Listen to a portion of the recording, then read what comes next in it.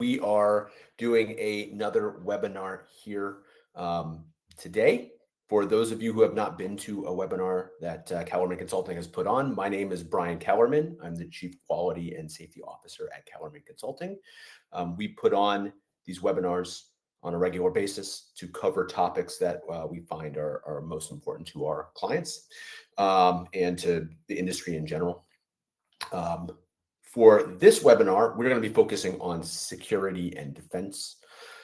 Much of what we're going to talk about really is going to be directed towards food facilities, but if you are not a food facility, please do not go. The reason why we're doing that is because security and defense is heavily regulated in the food industry.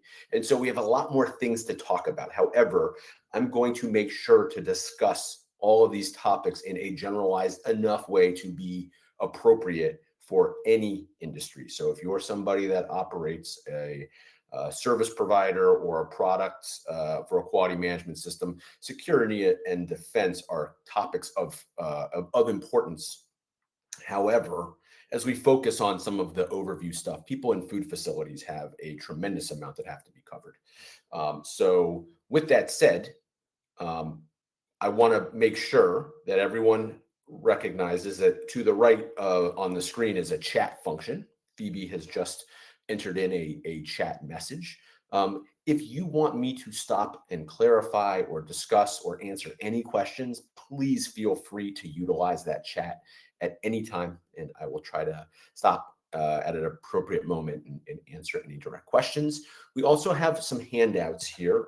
They are, again, are specific to some guidelines for the food industry. For those of you in the food industry, those handouts can be downloaded, but they may be appropriate to anyone operating a facility. We also have a security and defense assessment template that you are welcome to download and utilize as you see fit, and that would be good for any type of operation. So what are we going to be talking about today for defense and security?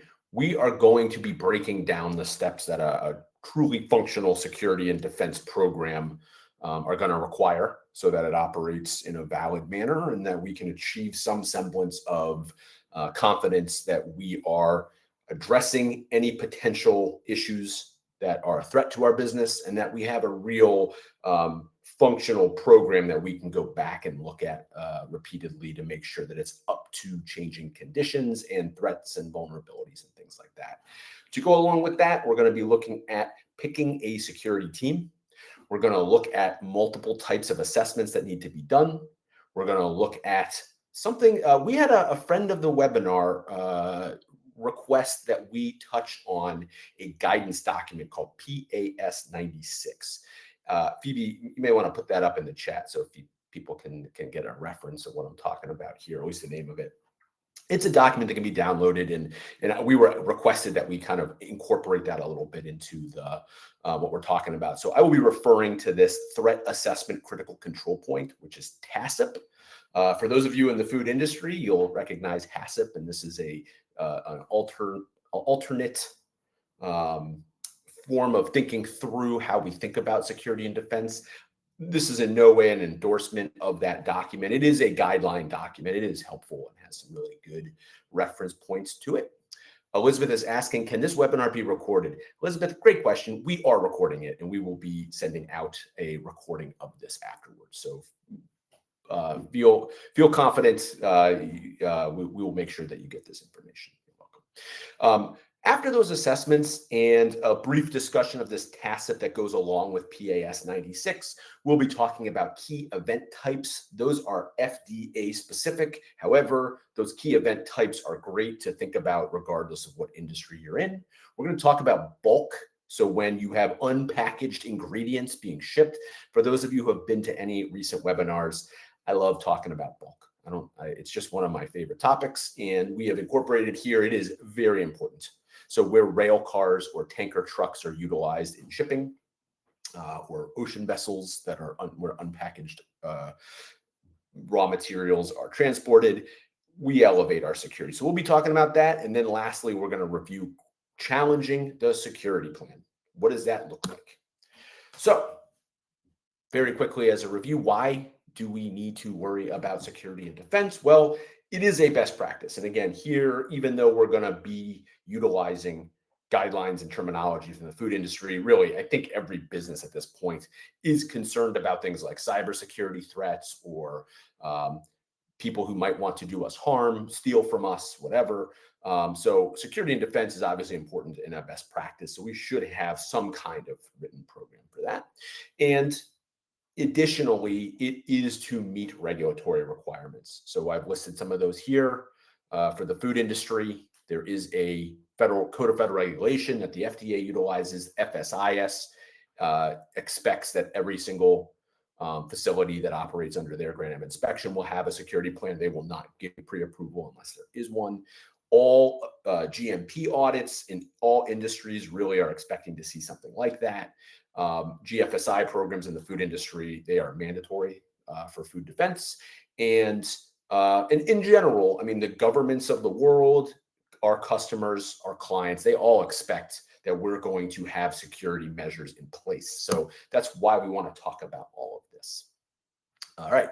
So with that as a opening introduction to what we're doing here, let's start and dig into how to pick a security team, what that looks like, who should be on a security team. If we are utilizing this TACIP for anyone who has already looked at this PAS 96, or if we're thinking about it, if this is an interest to you, you could have a TACIP team, a threat assessment critical control point team. In general, though, for every facility, regardless of whether we want to utilize this TACIP type terminology, a security team is going to be the collection of folks that are going to be responsible for security and defense measures. I think that on that team, it really can be anybody. And for those of you who have developed programs in operation, you may have a recall team, you may have a food safety team or a quality team. Those people generally, especially for small businesses where we have a few employees, one team kind of covers them all. So you may have your generalized team that is responsible for things like safety, quality, security, recalls, government interactions, things like that. Those people just may have the security responsibilities. But if you want to have a dedicated team, this is really where you do not need the quality assurance manager to run a security team. You may have a person in the facility that is a specialist in IT or cybersecurity. You may have someone dedicated to security. I will tell you now, I have been in multiple projects with facilities that handle very highly toxic chemicals or high risk. Another business that was importing on the port, they had a dedicated security and defense director and they really needed to because of the heavy regulations around the activities they were in. For the businesses that have those responsibilities, usually this is all determined ahead of time. But if you're needing to form a team, bring in some folks that may not have direct responsibility for some of the other programs that you run.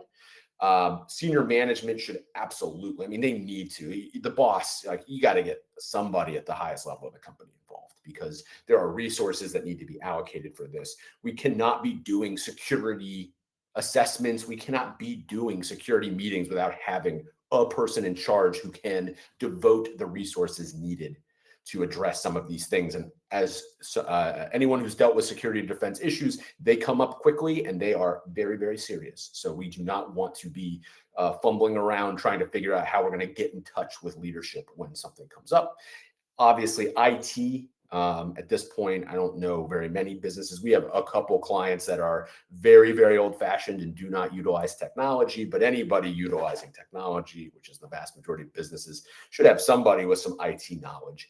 If you don't have a dedicated IT person, whoever the most computer literate or the person that gets called in when there's a computer problem should probably be involved. So with the security team concept addressed, put that on your list of things to do if you don't already have a security team. What I have here, I developed this picture, this dummy map.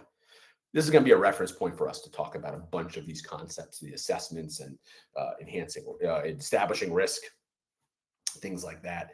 So I recommend something like this for each facility. if you can put one of these together. We use a software called Lucid Charts, and we have this map function. Recommend, I don't care if you have to write it down on a napkin, pen and paper, it does not matter, but some kind of basic site map identifying where you have security measures. So here on this picture, what we have here is an assessment of risk, and we're going to get into that. If you kind of squint and look into those boxes, I put some high risk and some medium risk and some low risk into this map. We also have identified those red dots are where I thought it would be a good place to put cameras. The yellow lines are key cards, so locks on doors.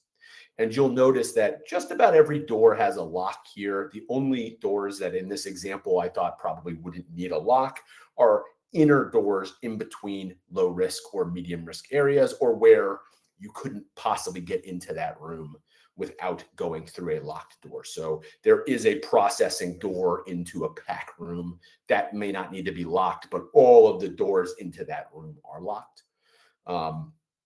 Otherwise, every door here has a lock. We have cameras where I thought would be a reasonable place to put cameras. In no way am I trying to tell people you have to put cameras in this many locations or anything. It's just I want to be detailed so that we could kind of go through this and think through what areas would we be assessing high risk and where do I have my security measures. It is here that I want to stop and just mention one thing, because we are going to be talking about vulnerability and threat assessments, and then we're going to be talking about security assessments. And I really would like to have a line of demarcation between those two things. I want to separate those out just a little bit. If you have ever sat and listened to a seminar or a talk from a security expert, usually in my personal experience, and I do not want to speak for everyone in that industry, but usually threat and vulnerability, security and vulnerability are kind of equated as equal. So I have cameras up because someone's coming to harm me or steal from my business or poison the food. But this causes a lot of problems for facilities that are not necessarily in a high risk situation, vulnerability wise. Security is something that we have in place regardless of what the risks may be as a potential deterrent. And we do not need to act as though having security cameras and locks on doors means there's going to be an immediate problem. The vulnerability and threat assessment, when we are trying to establish vulnerability and threat, we need to have some kind of information that there is a identified thing out there to go around. And this is a sensitive topic because frankly, for you as the audience member, like maybe you're a high anxiety person and you're scared a lot. Life is scary. That's totally understandable. But the fact that you may be uniquely or closely scared of things doesn't mean that someone is going to break into your business tomorrow.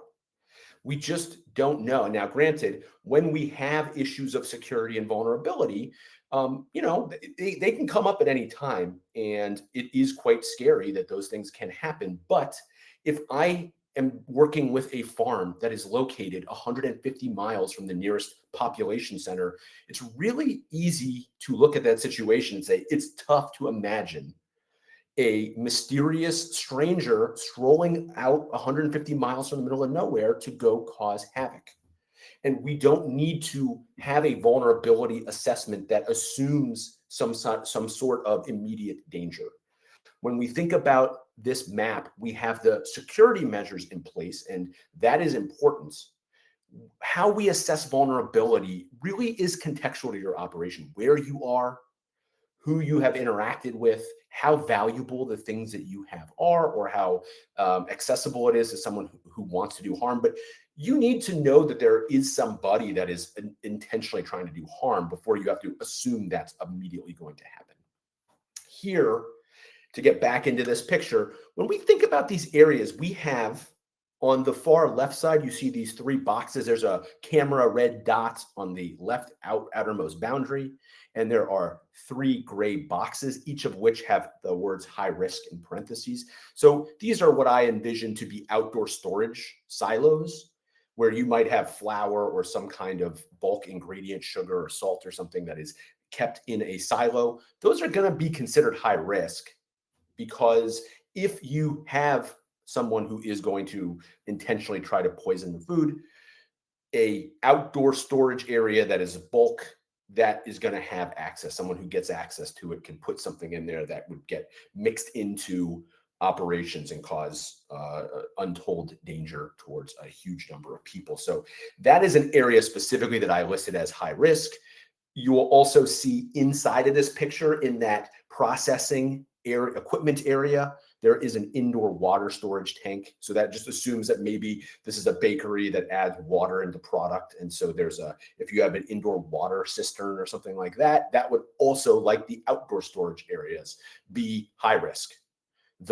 Conversely, the main office where there is no food in there, there's just people working, that would be a low risk. However, the access point, that main entrance, could be considered high risk if it's the main entranceway. I also have high risk towards the back door, that access point at the top of the page, and the dock doors, if they're left open, could be high risk for somebody gaining entrance into the facility if those doors are open. Beyond that, we really are assuming low and medium risk for the intervening areas, with security cameras sort of placed around with the thought process of, hey, I have security eyes on the facility, both outside and inside. I have security cameras affixed in this map by both entrance points. So, and that there's an emergency exit at the very bottom of that screen, which I listed as medium risk because it's always locked. Just to give you a thought process of like, hey, if I have a door that never opens, it's only there for an emergency and it's not going to be accessible, that might be medium risk. But if I have a main entrance, and for facilities that, the best case scenario for security is like I have a security guard at the entrance and no one is even allowed on the campus of the facility or the operations without checking in with a security guard. It's pretty rare. So if I have an open facility and I have a parking lot and somebody can go to the front door, what we're really worried about from like high risk and medium risk of that entrance is how often are people, like visitors, just kind of sliding their way into the entrance because someone's leaving and the door is being left open. That happens regularly. If we have a very small number of visitors and people really don't have access, you have to unlock a door and there's going to be an employee always unlocking a door for someone to come in. Again, in a rural area, we may not have a lot of visitors. That could be a medium or a low risk. That's where it's really contextual. To quickly circle back, we're going to get into the vulnerability assessment. Actually, let's go to this slide. I want to speak to this a little more to this vulnerability assessment. We've introduced the security map with the risk levels as a starting point for this. One of the things that I want to add to it is, if you download the guidance documents that are part of our handouts, they really focus on intentional adulteration of product. That, as many of you know, there are two programs, food fraud and food defense. When we talk about defense here, we're talking about someone who's coming to poison the food. And this would be in an alternate operation, for someone that's not a food business, someone who's coming to potentially damage raw materials or damage equipment to make sure that things that we make don't function. So if we're an automotive factory, maybe clipping brake lines or something on new cars so that if someone were to try to drive them, it would crash. When we're thinking about defense and specifically vulnerability, we're really thinking about like who would be coming here to poison the food supply. In 2001, at the end of that year, in September 2001, obviously we had a major terrorist attack in the United States, and that created an unspeakable trauma for all of the country and the world. And coming out of that event, the FDA established this, the Bioterrorism Act, which for those of you in a food facility, you have to, that are required to register with the FDA. Not all are, but those that do get a certificate that is a FDA bioterrorism certificate, and you are compelled, if you're regulated by FDA, to get one of these certificates. That is, again, here one reason why the food industry is a unique place to talk about security and defense. You have to identify yourself to the federal government, because at the time of that terrorist event and coming out of it, I don't know, for those of you who are old enough to remember, there was a sense at that time that the terrorists who had committed that act, or like terrorist groups, were going to come and attack the food supply chain or the water and really cause mass death events. And, we live in a crazy world, but we actually can celebrate the fact that that did not happen. At least in the last 25 or so years, we have thankfully avoided that kind of event in the United States. And I think most of the developed world has not seen that kind of event, but we are still on guard for that. And we are expected to be on guard for that. Since it has not actually happened in a national event, maybe there was a small localized event that I'm unaware of, but from a national standpoint, I am unaware of any event that has occurred in which intentional poisoning of the food with the intent of creating terror in the country has occurred. That's wonderful.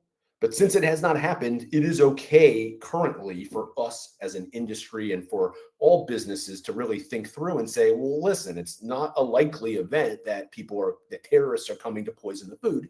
Great. That's a wonderful thing. If that's something that has not happened and may not be likely to happen in the immediate, then when we think about vulnerability, we should really be thinking about someone who wants to harm individuals in our business. This is something that is absolutely a risk and is something that happens, unfortunately, somewhat regularly. And most of the time that we see security and defense issues, it is disgruntled or angry individuals, people with a grudge, people with weapons who want to come and do harm to specific individuals who may work in the facility. That is absolutely a more likely thing for us to focus on when we're thinking about defense and security in our facility. Intermingling those two concepts, like I can be worried about an employee that I had to fire because they were acting inappropriately, and when they left, they said some things that were very scary. I am worried about that person. That can take the place of thinking specifically of a food poisoning event. With the high risk, I'm going to go back to this map. When you look at those leftmost tanks, that really is food poisoning, someone coming to poison our ingredients. When we have the mixer in the processing room, that is, again, the idea that a terrorist coming to perform an act of terror by poisoning our ingredients, that's high risk. In general, though, someone sneaking into the doors or sneaking through dock doors and getting an access to our facility, that's what we really can be thinking about from a vulnerability standpoint.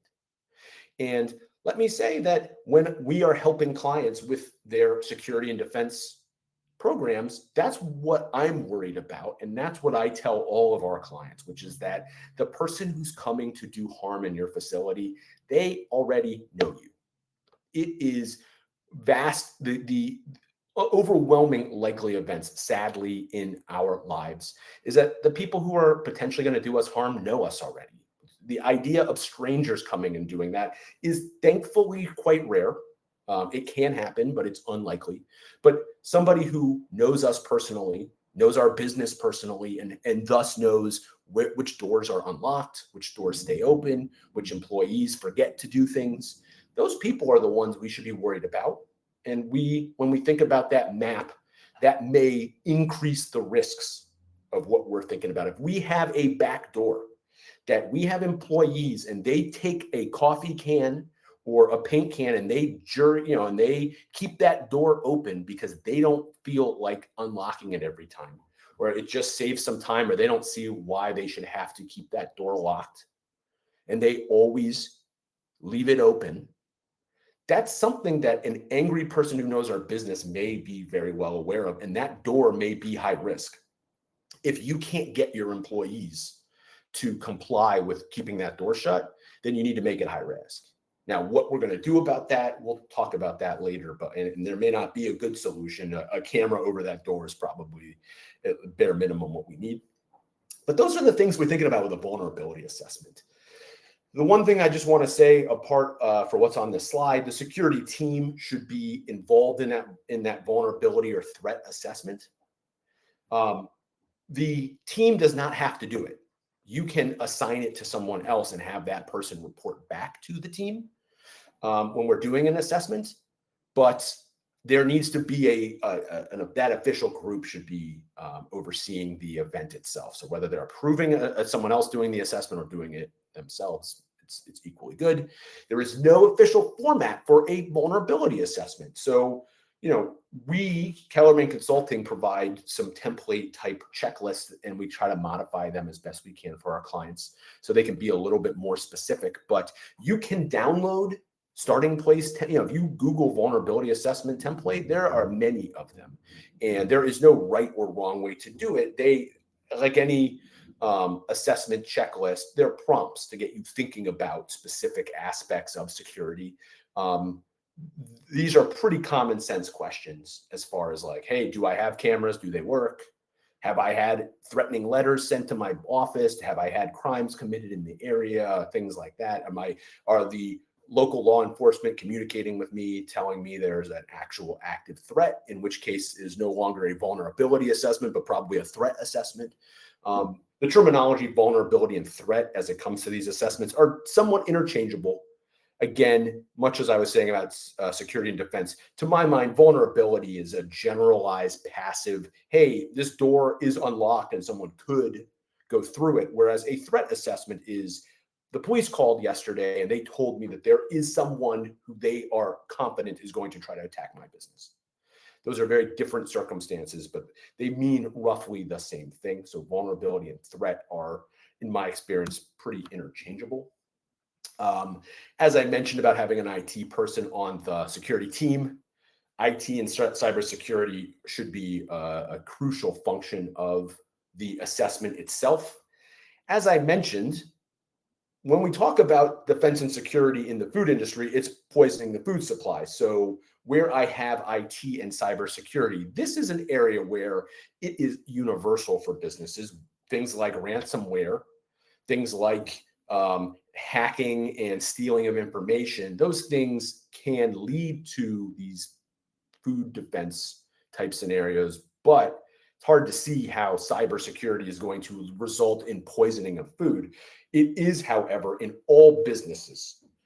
IT and cybersecurity are fundamental to our business. And when we're thinking about a vulnerability or threat assessment, obviously focusing on our IT, focusing on whether our cloud-based information, how we conduct ourselves with emails, how information is disseminated, Slack channels, whatever, how likely it is that can be hacked or that information can be stolen. I do want to point out, I'm sorry, many of you probably are not sports fans, but there was an immediate event that just occurred in which a professional sports league in America, the football league, had a player who got a prank phone call during this draft they do of players. And the reason why that player was pranked, which was a very sad event, was because a coach for a different team had left their computer open. That information for that, how to contact that person, was made available. And the son of that coach prank called the player. There was the father who had left his iPad open was fined $100,000. An incredible disappointment for that child and parents. But that's an example of where like IT, like sometimes it's just leaving a computer open can lead to the stealing of information, and God, it can result in horrible outcomes. So it should be included in your vulnerability assessment. If people are using personal iPads or personal computers like laptops and taking them home and bringing them back into the office, the risk level for that would go up. Once we have our assessment done, it should be reviewed every single year. And it should also be reviewed anytime there are changes. So if circumstance change, if we add security measures to our facility, that may change the vulnerability or threat level.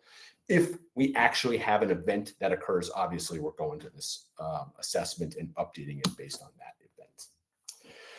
So with that said, we have discussed vulnerability assessments. Now we want to switch gears into our security assessment, which is different, right? That vulnerability assessment, as I mentioned, is the idea of how likely are we to be exposed if someone is coming to get access to do harm within our facility. Whereas the security assessment, and I'm going to go back to my map, so bear with me here.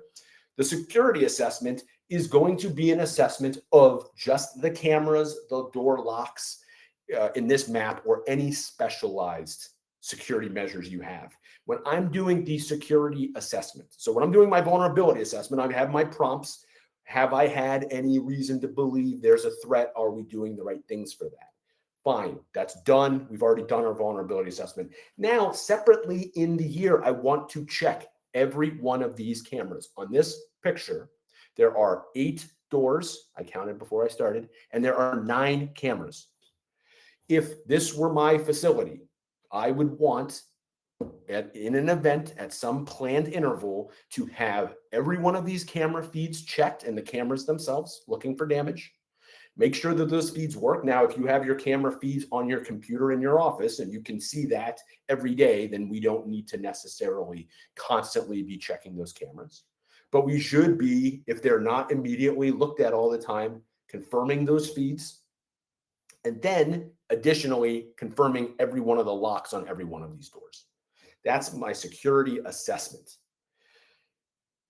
The nature of the locks on the doors, if they are key cards and key cards have been issued, the security assessment is the roster of people at the facility who have been issued key cards and confirming that we have sort of some semblance of control over all of those key cards or key fobs. If we have old-fashioned lock and key like the old days, that would be counting keys to make sure there have not been any duplicates that we are aware of. So when we're thinking about the security assessment, it is the functionality of the security that we have in place. Again, we have our security and defense team.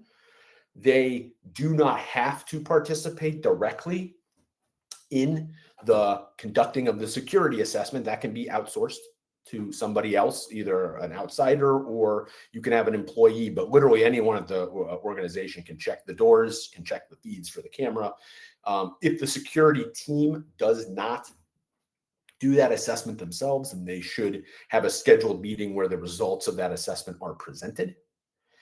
Much like our vulnerability assessment, this should be checked every single year, at least annually, and anytime we change the security system. So if I have a new security company that manages a security alarm, if I install new cameras, if I change locks on doors or change the type of locking mechanism, we want to reassess that everything is working. So at least every year, checking that vulnerability assessment to make sure it's up to date.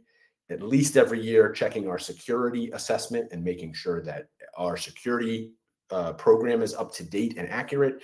And again, as with the vulnerability, anytime something changes. So if there has been an event to break into the facility, even if the security equipment worked, we might want to revisit the assessment and make sure that it is up to date and accurate.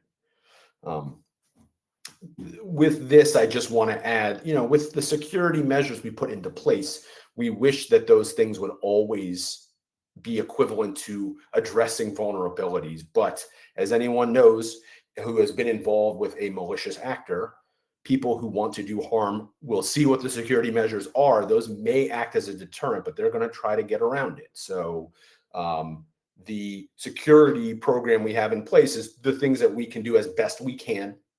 And any subsequent trainings, subsequent activities that we do around the security system can further mitigate the risks and can try to be an enhanced deterrence.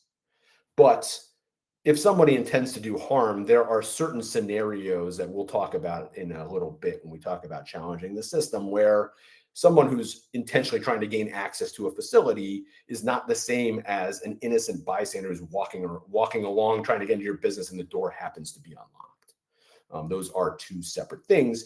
If you have unintentionally unlocked doors, that is something that you should address, even if we're not saying like, hey, this is an immediate risk for someone bad. So we have now quickly reviewed having a risk assessment based on some kind of security map, some kind of site map that we have, the vulnerability assessment, the security assessment, so that vulnerability threat, security assessment. We should have a security plan that gets put into place that sort of sums up our findings, sums up the security measures, has the phone numbers and contact information that for crucial people that are going to be responsible um, for who we're going to reach if there is an actual emergency. All of those things go into some kind of comprehensive plan. There's no format for that. So, as you guys put those things together, what you choose, as long as it's readable and understandable and effective in your organization, it's good. So with all of that, we want to talk about key activity types and mitigation strategies. For any of you that are overseen by FDA, key activity types for security is language of the moment. It's crucial and important understandings of what the FDA might be talking to you about if you are an FDA facility and they come to visit. But again, these key activity types are applicable across all industry. So something for everyone to think about. So what the FDA defines as a key activity type are any bulk unloading and loading. And again, we'll specifically talk about that in a few minutes. Any liquid storage. So separate of bulk, obviously almost all liquid storage is bulk, but like you can have a bulk silo and then a cistern of water, and the water is, because it's a liquid, immediately elevated as a key activity type for terrorism. Secondary ingredient handling. So that's within operations. Once it's been delivered, what kind of secondary actions may be particularly risky as far as moving around within the facility or within operations. Mixing and commingling, blenders, and I guess blenders and mixers, anything where we dump ingredients together, those are considered key activity types for high risk assessments.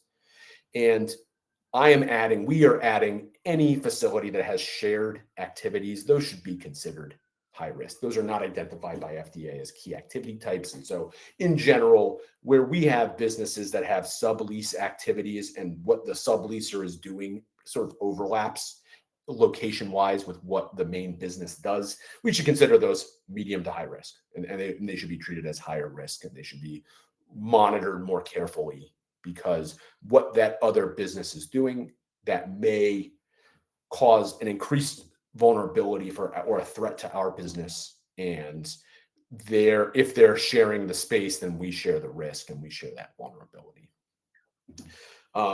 So what we advise our clients, what we provide, and what I advise anyone who's watching or listening to this to consider is identify those activities in your operation.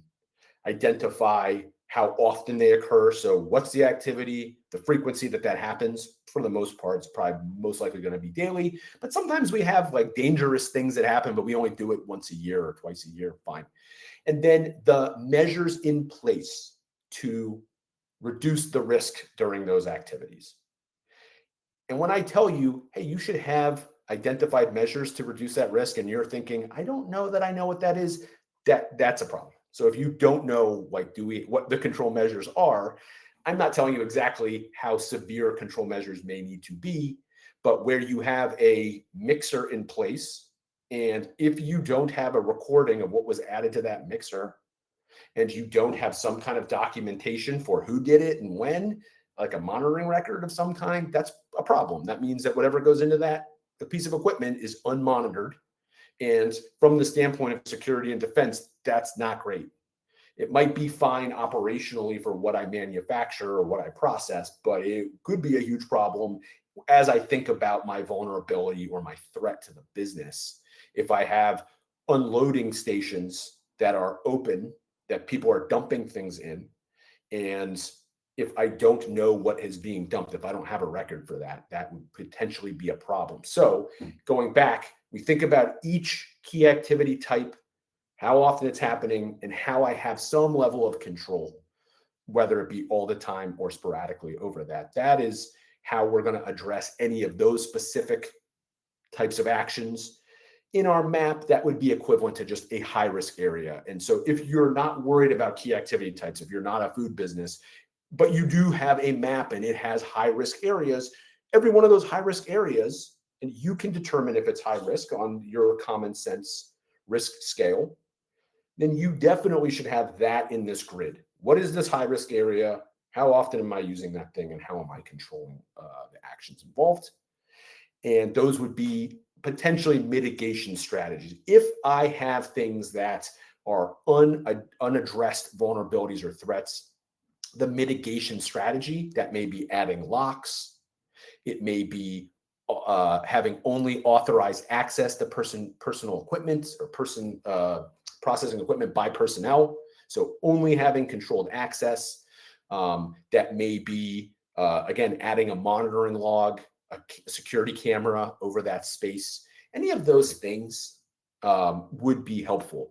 Tammy has asked, would cameras help lower the risk level? Tammy, absolutely. And that is something that actually is in one of the next slides on mitigation. So yes, you are thinking in the right way. However, you really have opened a little bit of a Pandora's box, because cameras absolutely mitigate risk sometimes, because I do have now a video evidence of what happened in that area. But cameras also can give us a false sense of confidence, because I can't tell you how many clients I've worked with that have cameras up, and as soon as you ask, well, how often do you check those cameras? And folks are like, oh, geez, actually, I don't even look at them very often. Now we put a camera up thinking, hey, I've solved this, I've got a camera. But then something bad happens and people realize, like, oh, shoot, we weren't really looking at that space carefully because we put that camera up and stopped thinking about it. So with that in mind, Tammy, and for everyone, if you're going to put cameras up, the thing that I'm worried about is, where are the feeds for that camera? Who is looking at the actual screen for what's on those cameras, and how often are we looking at those? Obviously, in operations, when I go into a factory and in the plant manager or the general manager's office, there's a big TV screen that's got all the security feeds on it. That's the highest level of security control that can be gotten from cameras. I am literally looking at my cameras at all times. However, oftentimes we have cameras up and like the IT person's responsible for it. And like it's in his office, but he doesn't really talk to people very often. And really those cameras aren't helping. So that is the sort of confusing or challenging aspect of just cameras. But here, again, we do have the this to say that cameras can be helpful. So to take this camera discussion and actually elevate it up to a higher level, challenging the security and defense plan. So for anyone that is a food facility that does a GFSI program, you have to challenge the plan every year.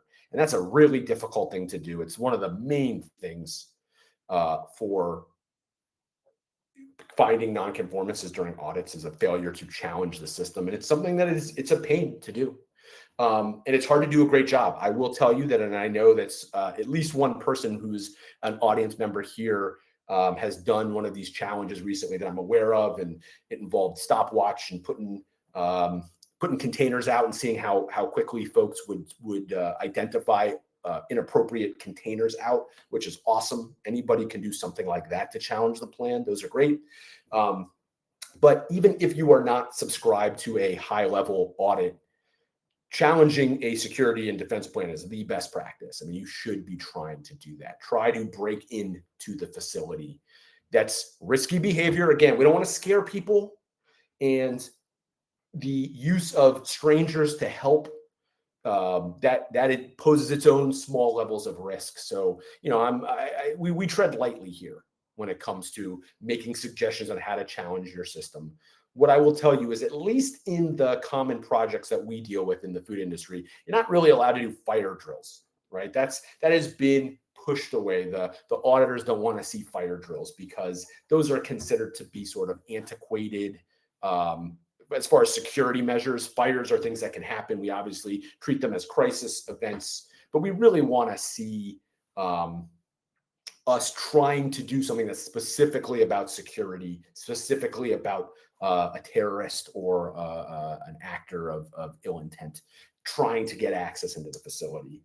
Beyond the fact it's best practice, it is required. If you're thinking about this TACIP thing that I have introduced, threat assessment critical control point, that PAS 96, you're going to want to validate that program. If you're going to follow those guidelines, you need to challenge as a part of any validation. And with that said, there's no right way to challenge the system.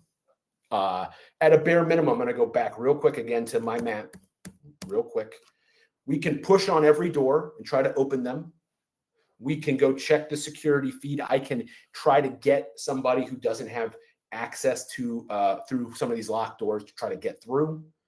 I can introduce a visitor, someone who is not an approved employee or contractor, to make their way into the facility and see how far they can get inside of the facility, and see if anyone stops them.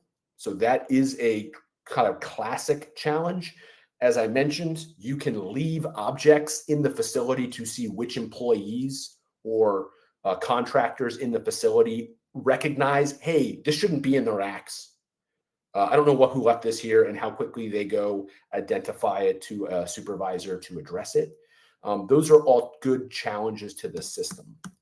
I can tell you, my story for the year is that I have been asked in projects to be a person to challenge a security and defense plan for a facility.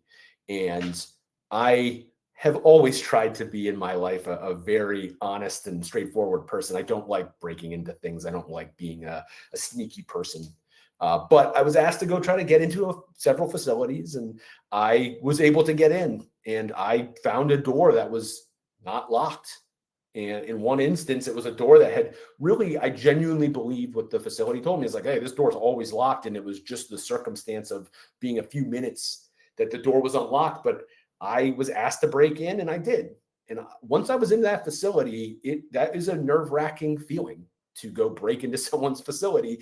And what I did once I got in there was try to walk around. I tried to be found by someone. Essentially, it was very uncomfortable for me. I don't, like I say, it's just a violation no matter what the circumstance. But I really tried to walk around so I would be noticed. And an employee, thankfully in that instance, came up to me and said, "What are you doing here?"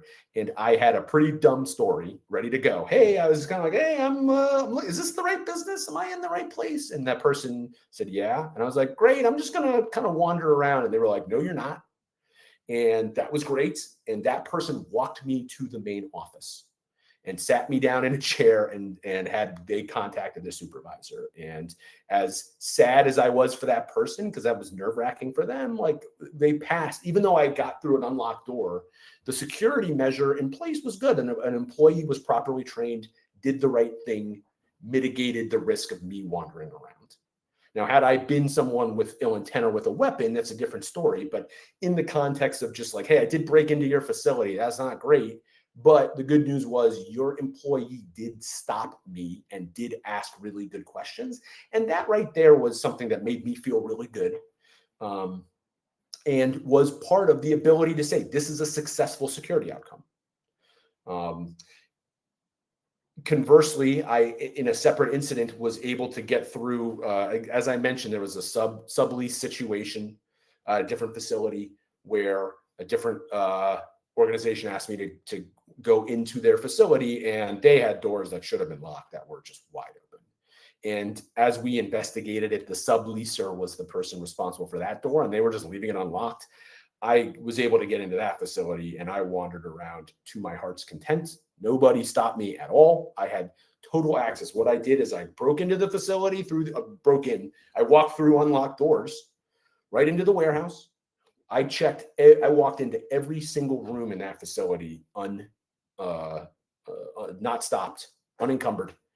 Wrote it down. Hey, this is the time. This is what I went through. I got into everywhere. I then came out of the facility and walked through the main door that I was supposed to go through. All their security measures were correct once I went through the right doors. However, the subleaser was not standing up for their obligation here. And so the security of that facility was not working, even though the company itself had full intentions of it. It was a good thing once we identified that the measures to mitigate that or to remediate it were quickly put into place. The subleaser was told, like, if you want to stay here and you want to continue this contract, you need to lock these doors. You cannot, we can't let you be in charge of these doors if you can't manage it. And then everyone's going to have to, it's going to be a pain in the butt, but everyone's going to have to come in through the regular doors, and you'll just have to explain to people that that's the way it goes around here. So those are the ideas on how to challenge the facility, or challenge the plan in your facility. You can have, obviously for IT, there are companies that will send fake emails to see who opens them, send text messages or things like that. For security, for IT and cybersecurity, those would be equivalent actions for challenging a system. So let's wind this thing down. We're about 10 minutes left. I have a few minutes of content, and then I'll open it up for some questions as we wrap up. And hopefully this got the mind spinning for those of you who are here. So last thing I wanted to mention was just to focus on these bulk products, defense and security. Obviously, if you don't have bulk in your facility or have not had, then the packaging that you have tamper resistant packaging, potentially you have locks on trucks or seals on trucks. Those things are your security measures for the raw materials themselves. But where facilities receive raw material without packaging, you have an elevated risk. And here I mentioned FDA, and this is for anyone that goes through an audit, anywhere where you have unpackaged raw materials in any industry, those are higher risk. So if you get oil deliveries, if you get plastic pellets and they are delivered in bulk, those things are higher risk for some kind of tampering event or a malfeasance security violation.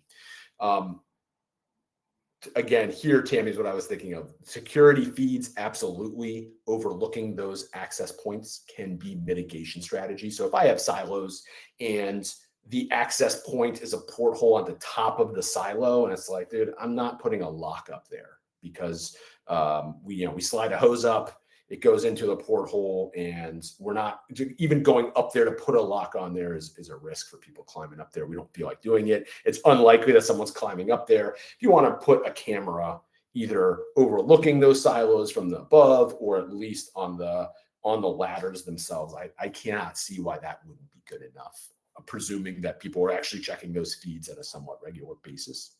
But one way or the other, if you have these bulk either shipment or storage in the facility, they need to be locked. So you should have a lock on them if they are easily accessible to be locked. If not, the security feeds can be a mitigation strategy for that.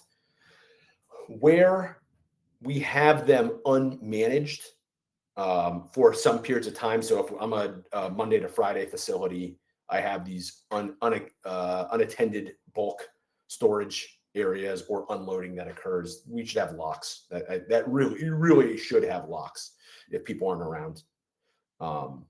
And beyond that, the best practice is sampling and analysis programs in place.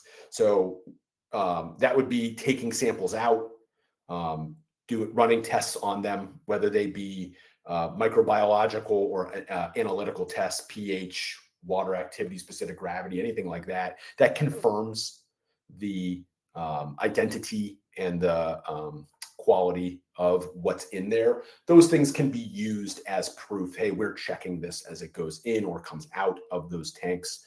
If it's coming out of a vehicle for bulk, specifically in the food industry for dairy, obviously almost all dairy comes in on tankers, and there are regulatory requirements that those receiving facilities perform tests on each batch, both for food poisoning that could just be inherent for those animals, but also cover things that could be an actual defense terrorism event. So where we can take testing, sampling, or sampling for, yes, but whether it's testing or analysis, some kind of combination thereof, those are also best practices to address any of those specific areas. And that takes us to the end of this presentation. So to sum up, we do not have to say, I am in immediate danger for my business. That is not a requirement when we're thinking about security and defense. We do not have to be afraid. If you have been in a neighborhood where if your business is located in an area in which it is low crime and there have not been events that you can identify that lead you to believe it's immediately unsafe, it's okay to make that assessment. However, we need to have this vulnerability or threat assessment that justifies why we have come to that conclusion.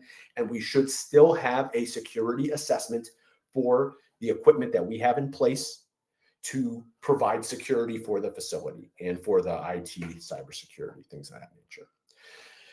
The greatest risk to that business, again, not a stranger, someone you know, would be the person I would be most concerned with. And that should, if there is any anxiety that you have, that one is someone that's mad at you and knows your business. They are the ones who probably know how to get access to the facility and have the wherewithal to try to do it. As again, the main three legs of a security and defense program are going to be those assessments and the plan. We presented that site map here. I highly recommend it as a very useful tool. It is not necessarily required, but you go present a security map of your facility along with that plan internally as a reference point. That would be really a strong plan. I do want to point here that oftentimes in audits and regulatory personnel may not want to see your security defense plan because it's so sensitive. It has this kind of information. So you may not want to show a map like that to somebody else, and that would be fine. But if you have it in place as part of for your own internal use, it's potentially a great tool. Test that program. It's your best practice. And if you're regulatorily required to or certification wise, you need to be challenging that plan.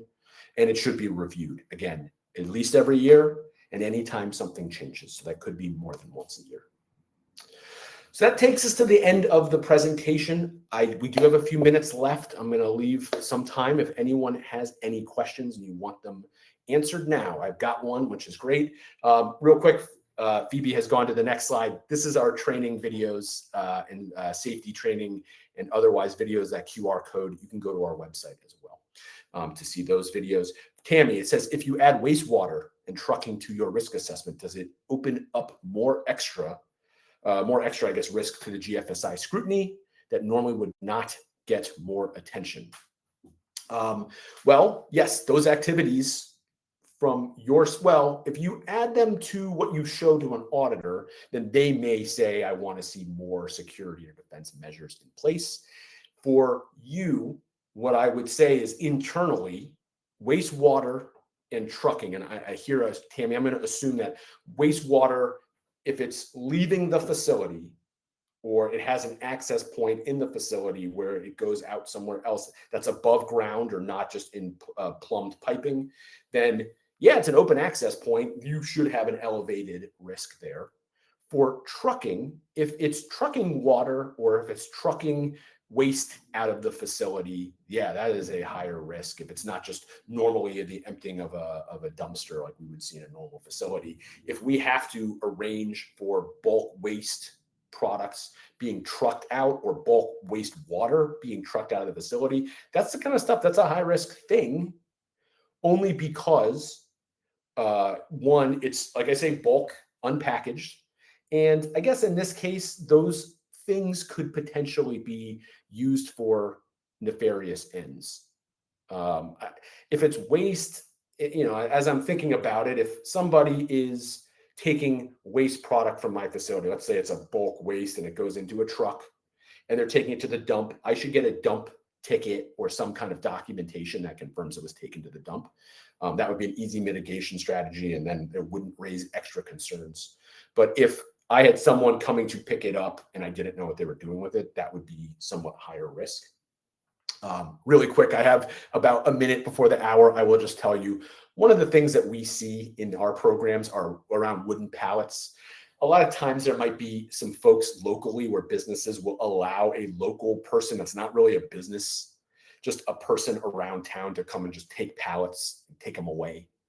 Those are things we highly recommend people don't do as part of comprehensive quality or safety programs, because you introduce individuals that aren't businesses. And that is an example to come back to like waste shipment, where it's like, man, I don't know this person. I just have a guy with a dump truck that comes and I just load it out and he's a real nice guy and he just takes it away. That would be a high risk. If I have a hired company that takes it away and I get a a monitoring record or a ticket for what they've done, then it would be low risk. Well, that got us right up to the hour. I want to thank you all so much. I hope this was helpful. If you have any other questions, this is how to contact myself or someone else at our company, and we would happily help you with any issues you have. Hope you have a great rest of the day and week. Take care.